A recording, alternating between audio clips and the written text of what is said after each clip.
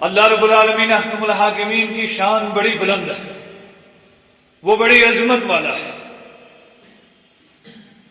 زمین و آسمان کا مالک وہی ہے، زمین و آسمان میں جتنا کچھ ہے سب اسی نے پیدا کیا ہے۔ وہ بے نیاز ہے، محتاج نہیں، کسی شے کی ضرورت نہیں، لیکن اس نے ہم انسانوں کو یہ عظمت عطا فرمائی، یہ شرف اور یہ فضیلت عطا فرمائی کہ اگر ہم اس کے راستے میں خرچ کریں گے تو اس کا اتنا بڑا مقام ہے، اتنا بڑا درجہ ہے، اتنا بڑا اجر ہے، گویا ہم اللہ کو قرضہ دے رہے ہیں۔ نعوذ باللہ، اس کو ضرورت نہیں ہے۔ مال سارے دا تو مالک، مال والے بھی تیرے ہیں، کردہ ہیں آزمائشاں اقرض اللہ آپ کے۔ یہ تو آزمائش تھی اللہ کی طرف سے، امتحان کے لیے، ہمارا امتحان لینے کے لیے کہ ہم اس کے نام پر کتنا خرچ کرتے ہیں۔ تو جب اللہ رب الجلال نے یہ اعلان فرمایا من ذا الذی یقرض اللہ قرضا حسنا فیضاعفہ لہ اضعافا کثیرا، تو اس پر یہودیوں نے یہ کہا کہ نعوذ باللہ، نعوذ باللہ، کروڑ مرتبہ نعوذ باللہ، اللہ کی پناہ، کہ اب اللہ غریب ہو گیا ہے۔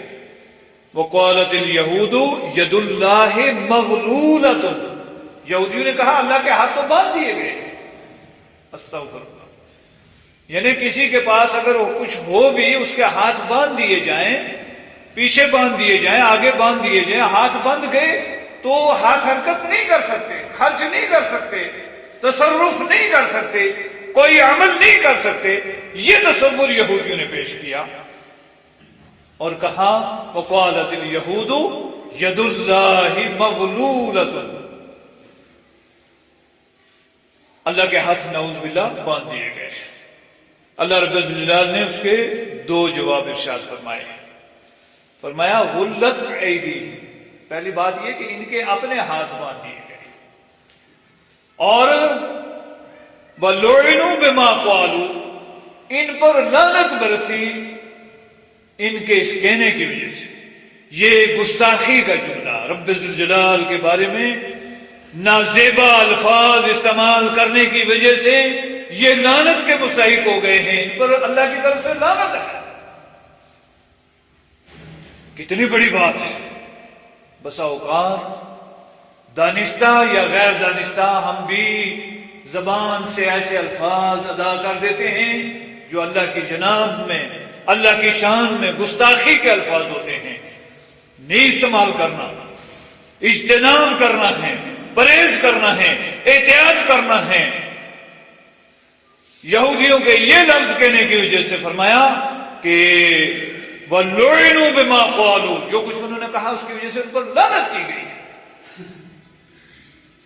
اور بل یداہ مبسوطتان، اس کے تو دست کھلے ہیں، اس کے تو ہاتھ کھلے ہیں۔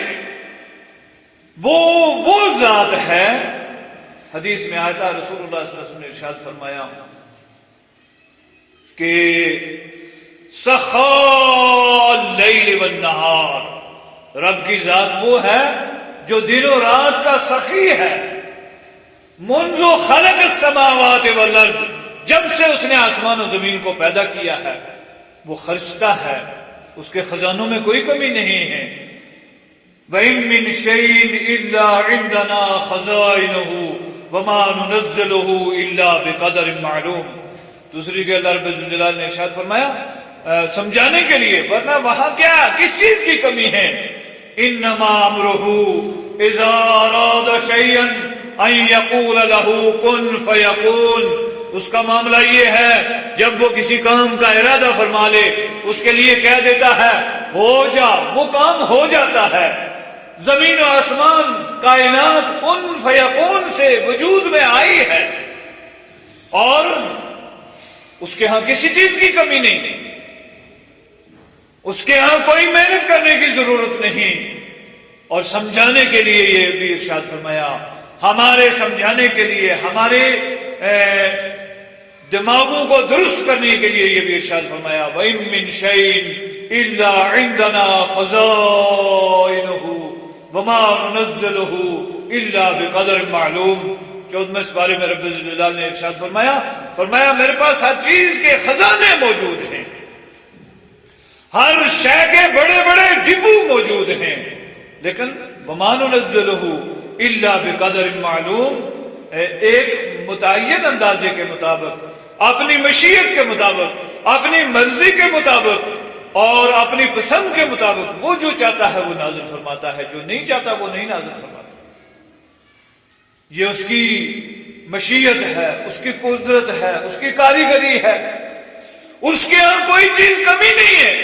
وہ تو ہمارے امتحان لینے کے لیے، ہمیں آزمانے کے لیے کہ ہم اس دنیا کی دولت کا کتنا بڑا دل میں وقار رکھتے ہیں، کتنی اس کو اہمیت دیتے ہیں. ایک طرف رب کا فرمان ہے اور ایک طرف دل ہے. کیا ہم دل کو زیادہ اہمیت دیتے ہیں یا رب کے فرمان کو اہمیت دیتے ہیں؟ اگر اس نے خرچ کرنے کا اعلان کیا، کیا ہم اس کے نام پر خرچ کرنے کے لیے تیار ہیں کہ نہیں؟ اس لیے اس نے یہ اعلان کیا تھا من ذا الذی یقرض اللہ قرضا حسنا فیضاعفہ لہ اضعافا کثیرا. اور یہ بھی یاد رکھنا چاہیے کہ ہے بھی اسی کا ہے، سارا کچھ اسی کا ہے.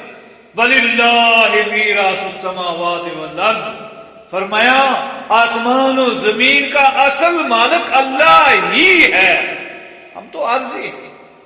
کسی کے پاس 4 پیسے ہیں، اقتدار ہے، دولت ہے، سب عارضی ہے، چند دنوں کے لیے ہے. کسی کو 100 سال ہے، 50 سال ہے، 10 سال ہے، کم ہے، زیادہ ہے، کتنا عرصہ ہے، کتنا ہے، یہ اللہ ہی کا مال ہے. اصل مالک اللہ ہی ہے، حقیقی وارث وہی ہے. ہم تو عارضی ہیں اور ہم تو امتحان کے لیے ہیں، ہم تو آزمائش کے لیے ہیں. ہم جو مالک بنے ہیں آزمائش کے لیے بنے ہیں. اور اسی لیے فرمایا من ذا الذی یقرض اللہ قرضا حسنا. تو یہودی بات سمجھ نہیں سکے، انہوں نے کہہ دیا کہ وقالت الیہود ید اللہ مغلولۃ. اللہ نے فرمایا غلت ایدیہم، ان کے ہی ہاتھ بند کیے گئے ہیں. اور وَلُعِنُوا بِمَا قَالُوا، ان کے یہ کہنے کی وجہ سے ان پر لعنت کی گئی. بل یداہ مبسوطتان، اس کے ہاتھ کھلے ہوئے ہیں. ينفق کیف یشاء، وہ خرچ کرتا ہے جیسے چاہتا ہے.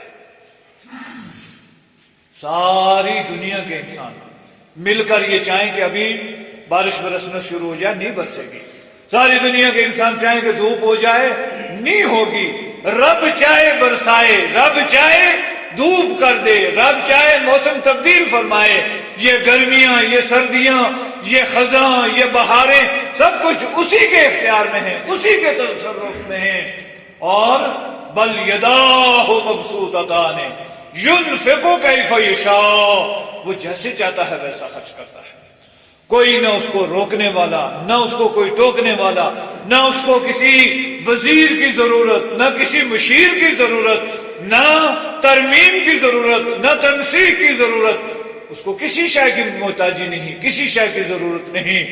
انما امرہ، اس کا معاملہ تو یہ ہے اذا اراد شیئا ان یقول له کن فیکون، جب کسی کام کا وہ ارادہ فرماتا ہے وہ کہہ دیتا ہے ہو، جب وہ کام ہو جاتا ہے. وَلَا يَزِيدَنَّ كَثِيرًا مِّنْهُمْ مَا أُنزِلَ إِلَيْكَ مِن رَّبِّكَ طُغْيَانًا وَكُفْرًا.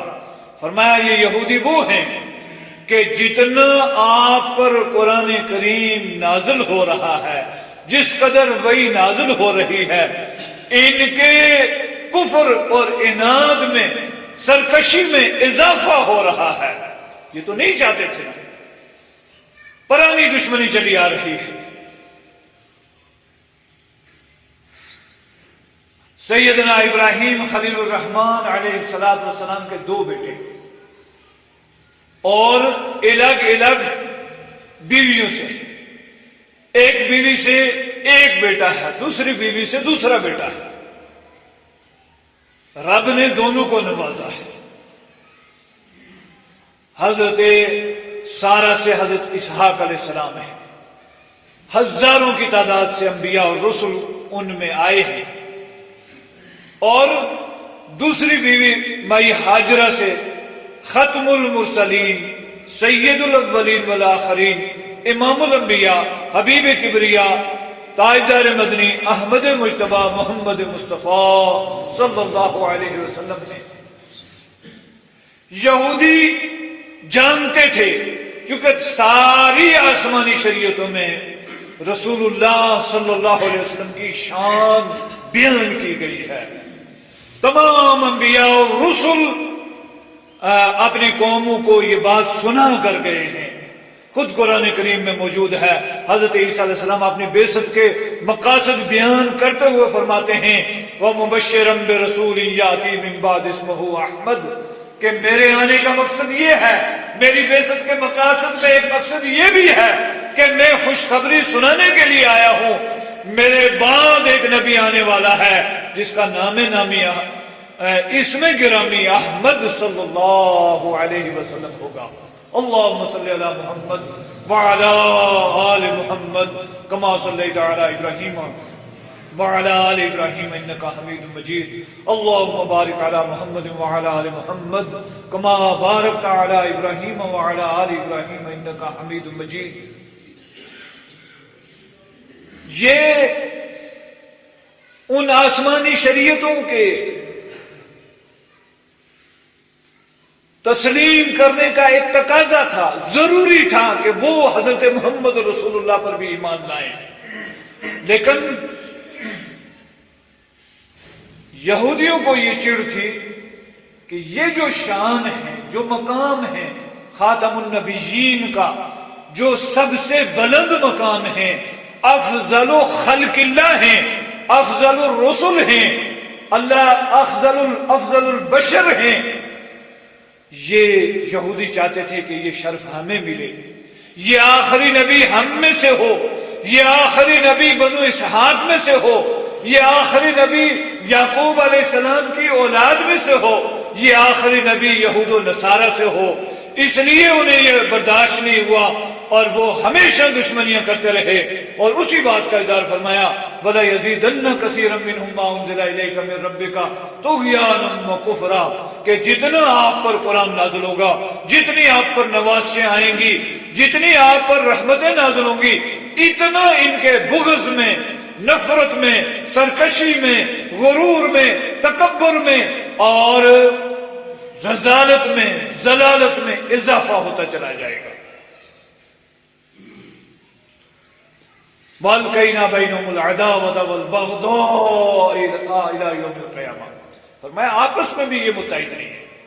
اگر یہ مسلمانوں سے متنفر ہیں، اسلام کے دشمن ہیں، مسلمانوں سے دشمنی کرتے ہیں، تو آپس میں بھی تو یہ کوئی متحد نہیں ہے، آپس میں بھی ان میں بڑی چپکلشیں ہیں، بڑی ناراضگیاں ہیں، بڑی لڑائیاں ہیں، تقاضے ہیں، جھگڑے ہیں اور بحثیں ہیں۔ فرمایا وَأَلْقَيْنَا بَيْنَهُمُ الْعَدَاوَةَ وَالْبَغْضَاءَ، ہم نے ان کے درمیان آپس میں بھی عداوت اور دشمنی ڈال دی ہے۔ إِلَى يَوْمِ الْقِيَامَةِ، قیامت تک یہ لڑتے رہیں گے، قیامت تک یہ اسی طرح الجھتے رہیں گے۔ كُلَّمَا أَوْقَدُوا نَارًا لِلْحَرْبِ أَطْفَأَهَا اللَّهُ، یہ آج بھی اور اس دور میں بھی اور قیامت تک، قیامت کی صبح تک یہ ایک پیشن گوئی رب ذوالجلال نے رسول اللہ صلی اللہ علیہ وسلم کو عطا فرمائی ہے کہ آپ گھبرائیں نہیں، ان کی سازشوں سے، ان کی ریشہ دوانیوں سے یہ جو کچھ بھی کرنا چاہیں کر لیں، جتنا زور لگانا چاہیں لگا لیں، جتنا خرچ کرنا چاہیں کر لیں، یہ کرتے رہیں گے، زور لگاتے رہیں گے، خرچے کرتے رہیں گے، یہ آگ جلانے کی کوشش میں لگاتار جٹے رہیں گے، لیکن کلما اوقدوا نارا للحرب اطفأها اللہ، جب بھی یہ لڑائی کی آگ جلائیں گے اللہ بجھا دے گا۔ جس آگ کو اللہ بجھائے اس میں کتنی طاقت آئے گی، اس کو کون جلائے گا؟ اس میں کتنی گرمی آئے گی، یہ اہل بصیرت اور اہل بصارت اچھی طرح سمجھ سکتے ہیں۔ وَيَسْعَوْنَ فِي الْأَرْضِ فَسَادًا، فرمایا ان کا کام کیا ہے، یہ فسادی ہیں، یہ مفسد ہیں، گو اپنے آپ کو علمبردار امن کہلائیں یا جو مرضی ٹائٹل اپنے ساتھ استعمال کر لیں، اصل مقصد ان کا فساد ہے دنیا میں۔ یہ اس دن بھی وہی بات تھی، آج کی تاریخ میں بھی وہی بات ہے، اور 1000 سال بعد بھی وہی بات ہوگی۔ یہ قرآن کریم قیامت کی صبح تک زندہ جاوید ہے۔ فرمایا وَيَسْعَوْنَ فِي الْأَرْضِ فَسَادًا، یہ فساد مچانا چاہتے ہیں، وَاللَّهُ لَا يُحِبُّ الْمُفْسِدِينَ، لیکن اللہ کبھی بھی فسادیوں کو پسند نہیں کرتا۔ اللہ کبھی بھی فسادیوں کو پسند نہیں کرتا، کبھی یہ کامیاب نہیں ہوں گے۔ وَلَوْ أَنَّ أَهْلَ الْكِتَابِ آمَنُوا وَاتَّقَوْا لَكَفَّرْنَا عَنْهُمْ سَيِّئَاتِهِمْ، فرمایا یہ اہل کتاب ہیں، کتاب کے دعوے دار ہیں، آسمانی شریعتوں کے دعوے دار ہیں، تورات کے ماننے والے اپنے آپ کو کہتے ہیں، انجیل کے دعوے دار ہیں، زبور کے دعوے دار ہیں۔ اگر کوئی بھی اہل کتاب ہے، آسمانی شریعت کا دعوے دار ہے، اور اس میں ہم بھی شامل ہیں، آمنو واتقو، ایمان لاؤ، تقوی اختیار کرو، پرہیزگاری کی زندگی گزارو، ایمان مکمل کرو۔ ایمان کی شرائط تفصیل کے ساتھ قرآن کریم میں اور حدیث میں بیان ہوئی ہیں۔ الایمان ان تشهد ان لا الہ الا اللہ وان محمد رسول اللہ واقام الصلاۃ وایتاء الزکوٰۃ وصوم رمضان والحج، اور فرمایا ان تؤمن باللہ وملائکتہ وکتبہ ورسلہ والیوم الآخر والقدر خیرہ وشرہ من اللہ تعالی والبعث بعد الموت۔ اور رسول اللہ صلی اللہ علیہ وسلم نے ارشاد فرمایا الایمان بضع وسبعون شعبہ افضلها لا الہ الا اللہ وادناها اماطۃ الاذى عن الطریق والحیاء شعبۃ من الایمان۔ اللہ کے رسول صلی اللہ علیہ وسلم نے ارشاد فرمایا ایمان کی 70 سے زیادہ شاخیں ہیں، ایمان کی 70 سے زیادہ شاخیں ہیں۔ ایمان کی مثال یہ دی جس طرح ایک درخت ہے، بوٹا ہے بڑا، اور تنا ایک ہے، آگے اس کی شاخیں نکل گئی، ڈالیاں نکل گئی۔ فرمایا الایمان بضع وسبعون شعبہ، ایمان کی 70 سے زیادہ شاخیں ہیں۔ افضلها، سب سے پہلی اور مین ٹینی اس کی کیا ہے؟ اشہد ان لا الہ الا اللہ واشہد ان محمد رسول اللہ۔ وادناها، ایمان کی آخری ڈالی، چھوٹی ڈالی یا آخری درجہ، اماطۃ الاذى عن الطریق، ایذا پہنچانے والی چیزیں، تکلیف دینے والی چیزیں راستے سے ہٹانا، یہ ایمان کا حصہ ہے۔ ہم جھاڑو مارتے ہیں اور جو کچھ کوڑا کچرا ہوتا ہے وہ سڑک میں، راستے میں اور بیڑے میں اور گلی میں ڈالتے ہیں، یہ ایمان کے منافی ہے۔ ایمان یہ ہے کہ اگر کوئی چیز، کوئی تنکا ہمیں جسے نظر آئے راستے میں ایذا دینے والا، اس کو وہاں سے دور کرنا ہے۔ صحیح حدیث ہے، رسول اللہ صلی اللہ علیہ وسلم نے ارشاد فرمایا ایک شخص کی صرف اسی بنیاد پر بخشش ہو گئی۔ وہ راستے میں جا رہا تھا، اس نے دیکھا کہ ایک کانٹے دار ٹہنی ڈاڑی جھاڑی آگے لٹکی ہوئی ہے۔ اس نے کہا میں واپسی اگر ادھر سے آیا یا جب بھی مجھے موقع ملا تو میں اس ٹہنی کو کاٹوں گا، یہ راستے میں لوگوں کو، آنے جانے والوں کو تنگ کرتی ہے۔ صرف یہ نیت کر کے وہ چلا گیا، اللہ رب العزت نے اسی بنیاد پر اس کی بخشش فرمائی ہے۔ تو فرمایا اماطۃ الاذى عن الطریق، تکلیف دینے والی چیز راستے سے ہٹانا، یہ ایمان کا سب سے آخری درجہ ہے۔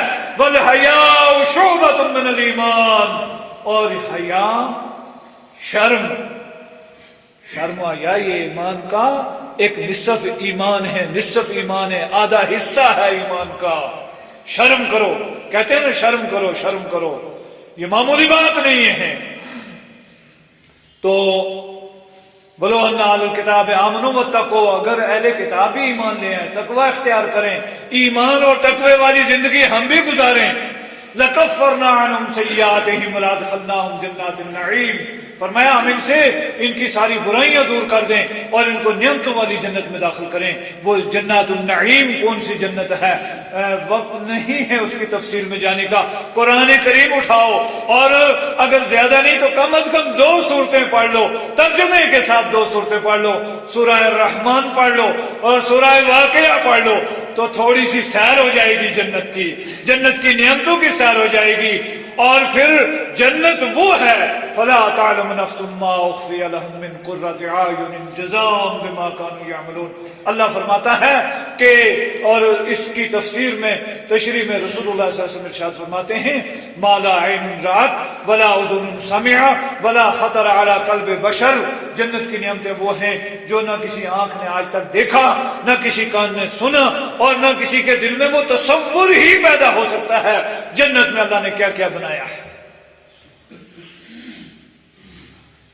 وَلَوْ أَنَّهُمْ أَقَامُوا التَّوْرَاةَ وَالْإِنْجِيلَ وَمَا أُنزِلَ إِلَيْهِمْ مِنْ رَبِّهِمْ، فرمایا اگر یہ تورات کو ہی مان لیتے، انجیل کو ہی مان لیتے، قرآن پر ہی یقین لے آتے، کیونکہ تورات پر ایمان لانے کے مقاصد میں یہ چیز شامل ہے کہ حضرت محمد الرسول اللہ صلی اللہ علیہ وسلم پر ایمان لایا جائے، چونکہ تورات کے احکامات میں یہ حکم موجود ہے۔ یہ کوئی آنن فانن بات نہیں ہے کہ حضرت محمد رسول اللہ کو رب کائنات نے رسول بنا کر بھیج دیا۔ اللہ رب الجلال نے عالم ارواح میں 4 عالم ہیں، یہ یاد رکھو۔ ایک عالم ارواح ہے جو گزر گیا، ہم میں سے گزر گیا، اور ساری دنیا جو قیامت تک پیدا ہونے والی ابھی باقی ہے وہ عالم ارواح میں ہے۔ دوسرا عالم دنیا ہے جس میں ہم چل پھر رہے ہیں، کھا پی رہے ہیں، جاگ سو رہے ہیں۔ تیسرا عالم برزخ ہے، موت کے بعد قیامت قائم ہونے سے پہلے برزخی کیفیت، چاہے قبر میں دباؤ، چاہے دریا میں پھینک دو، چاہے جلاؤ، چاہے جانور نوچ کر کھا جائیں، عالم برزخ کی وہ برزخی کیفیت جو رب نے طے کی ہیں وہ نافذ ہو کے رہیں گے۔ اور چوتھا عالم عالم حشر ہے، قیامت کا دن جس کو کہتے ہیں۔ حضرت محمد رسول اللہ کا مقام اور مرتبہ 4 عالم میں بلند ترین ہے۔ عالم برزخ میں، عالم ارواح میں اللہ رب الجلال نے 2 وعدے لیے، ایک وعدہ اپنی ربوبیت کا لیا اور دوسرا شان محمد رسول اللہ صلی اللہ علیہ وسلم کا لیا۔ جب آپ نے ربوبیت کا وعدہ لیا اس کو بیان کیا وَإِذَا أَخَذَ رَبُّكَ مِن بَنِي آدَمَ مِن ظُهُورِهِمْ ذُرِّيَّتَهُمْ وَأَشْهَدَهُمْ عَلَىٰ أَنفُسِهِمْ قَالَ أَلَسْتُ بِرَبِّكُمْ، یہ سورہ آراف میں ہے اور 9ویں پارے میں آیت کریمہ موجود ہے، جا کر اس کا ترجمہ گھر میں دیکھ لینا۔ اور جہاں رسول اللہ صلی اللہ علیہ وسلم کی شان اور مقام کا معاملہ ہے وہاں فرمایا وَإِذَا أَخَذَ اللَّهُ مِيثَاقَ النَّبِيِّينَ لَمَا آتَيْتُكُم مِّن كِتَابٍ وَحِكْمَةٍ ثُمَّ جَاءَكُمْ رَسُولٌ مصدق لما معكم لتؤمنن به ولتنصرنه قال اقررتم واخذتم على ذلكم اصري قالوا اقررنا قال فاشهدوا وانا معكم من الشاهدين۔ یہ سورہ آل عمران کی آیت ہے، 3 پارے کے آخر میں ہے، یہ بھی گھر جا کر دیکھ لینا۔ ان دونوں آیات میں، ایک آیت میں اللہ نے اپنی وحدانیت کا وعدہ لیا اور دوسری آیت میں تمام رسولوں سے حضرت محمد رسول اللہ صلی اللہ علیہ وسلم کی رسالت کے تعلق سے وعدہ لیا کہ اگر تم میں سے کسی کے وقت میں، عہد میں، جبکہ اللہ نے پہلے سے طے کیا تھا کہ عیسیٰ علیہ السلام کی تشریف آوری کے 570 سال بعد آپ کی ولادت حاضر ہوگی، علی فترۃ من الرسل ہوگا، لیکن شان رسالت کو بلند کرنے کے لیے اللہ نے پہلے ہی رسولوں کو رسالت دینے سے پہلے گویا کوئی چیز کسی کو پکڑائی اور یہ لے لو، اور پھر یہ وعدہ کیا کرو کہ جب میں کہوں گا واپس کرنا، گویا رسولوں سے یہ وعدہ لیا کہ اگر تمہاری رسالت چل رہی ہو، نبوت چل رہی ہو، اگر تمہارے دور میں محمد رسول اللہ آ جائیں تو تم نے اپنی نبوت چھوڑ کر حضرت محمد رسول اللہ کی اتباع کرنی اور پیروی کرنی۔ یہ تو تورات میں بھی وعدہ ہے، انجیل میں بھی ہے، زبور میں بھی تذکرہ ہے، آخری رسول کی رسالت کا تذکرہ ہے، ان کی اتباع اور پیروی کا حکم ہے۔ اسی لیے فرمایا وَلَوْ أَنَّهُمْ أَقَامُوا التَّوْرَاةَ وَالْإِنْجِيلَ، اگر یہ تورات کو بھی قائم کر لیں، انجیل کو بھی قائم کر لیں، وَمَا أُنزِلَ إِلَيْهِمْ مِنْ رَبِّهِمْ، اور جو کچھ ان کی طرف ان کے رب کی طرف سے نازل ہوا ہے، تو ہم ان کو کتنا نوازیں۔ لَأَكَلُوا مِنْ فَوْقِهِمْ وَمِنْ تَحْتِ أَرْجُلِهِمْ، فرمایا اوپر سے بھی نعمتوں کی بارش ہو، نیچے سے بھی نعمتوں کی بارش ہو، اور یہ نعمتوں کی بارش آسمان و زمین سے، اس کی دو تین حیثیتیں سمجھنی چاہیے۔ ایک حیثیت یہ کہ ہم جتنی چیزیں کھاتے ہیں، استعمال کرتے ہیں، یہ ساری زمین سے پیدا ہوتی ہے، اور دوسری آسمان کا جہاں تک تعلق ہے، اشیاء خرد نوش، یہ تمام وہ مخلوق، انسان، حیوان، جتنی مخلوق کو ہم جانتے ہیں اور جتنی مخلوق کو ہم نہیں جانتے، ان سب کی روزی کا دار و مدار آسمانی بارش پر ہے۔ اگر اللہ تعالیٰ آسمان سے بارشیں نہ نازل فرمائے تو کچھ بھی پیدا نہ ہو، سب مر جائیں۔ اور یہ دوسری بات یہ کہ حکم اور امر آسمان سے آتا ہے، کس کو کیا دینا ہے، کس کو کتنی روزی دینی ہے، یہ دونوں چیزیں آسمان سے ہیں۔ اس لیے فرمایا لَأَكَلُوا مِنْ فَوْقِهِمْ وَمِنْ تَحْتِ أَرْجُلِهِمْ، مراد یہ ہے آسمان سے بھی زمین سے بھی اللہ کی رحمتیں، برکتیں اور نعمتیں نازل ہوں۔ اگر یہ تورات اور انجیل پر اور قرآن کریم پر عمل کریں، مکمل عمل پیرا ہوں، ہمارے لیے بھی یہی ہے۔ اگر ہم صحیح معنوں میں کتاب و سنت کو مضبوطی سے تھام لیں، کبھی کسی چیز کی کمی نہیں لگ سکتی۔ اللہ رب الجلال آسمان و زمین کے دروازے کھولنے والا ہے، اور اس نے کھول کے دکھائے ہیں۔ صحابہ کرام کے ادوار میں اور بعد کے ادوار میں ایسے ایسے واقعات ہیں، وقت نہیں ہے میں بیان کرتا کہ کس طرح رب نے دروازے کھولے ہیں، یہ وعدہ پورا کر کے دکھایا ہے۔ منہم امۃ مقتصدۃ، فرمایا ان میں چند لوگ ایسے بھی ہیں جو رائے راست پر ہیں، جس طرح حضرت سیدنا عبداللہ ابن سلام رضی اللہ تعالیٰ عنہ، اور ان کے علاوہ وہ مشاہیر ہیں جو 10 کے لگ بھگ مدینہ طیبہ میں تھے جنہوں نے اسلام قبول کیا، یہود میں سے اور نصارہ میں سے تو بڑی تعداد میں لوگ مسلمان ہوئے۔ اوس خزرج کے قبائل اور ان کے بڑے بڑے سربراہ سارے مسلمان ہوئے۔ پھر اس کے بعد رہتی دنیا تک آج بھی ہم سنتے رہتے ہیں فلاں اعلیٰ سے اعلیٰ مشہور ترین شخصیت نے یہ شہادتین کا اقرار کیا ہے، اشہد ان لا الہ الا اللہ اشہد ان محمد رسول اللہ۔ فرمایا منہم امۃ مقتصدۃ وکثیر منہم ساء ما یعملون، کچھ اس میں لوگ ایسے ہیں جو رائے راست پر ہیں، سیدھے راستے پر ہیں، اور اکثریت ان کی بدعمال ہے، اکثریت بدعملی کا شکار ہے۔ اکثریت وہ ہے جو رسول اللہ سے دشمنی رکھنے والی ہے، اکثریت وہ ہے جو اسلام سے دشمنی رکھنے والی ہے، اکثریت وہ ہے جو مسلمانوں سے دشمنی رکھنے والی ہے۔ یہ بات اس وقت بھی اسی طرح تھی، آج بھی یہ اسی طرح ہے۔ یہ قرآن سچی کلام ہے، سچی کتاب ہے، رب کا فرمان ہے، اور رب کا فرمان کبھی رائے گاں یا اس میں باطل نہیں ہو سکتا۔ لا یاتی الباطل من بین یدیہ ولا من خلفہ تنزیل من حکیم حمید۔ یہ ان آیات کا مختصر خلاصہ ہے۔ رب العالمین احکم الحاکمین سے دعا ہے کہ وہ ہمیں صحیح معنوں میں قرآن پڑھنے، سمجھنے اور اس پر عمل کرنے کی توفیق عطا فرمائے۔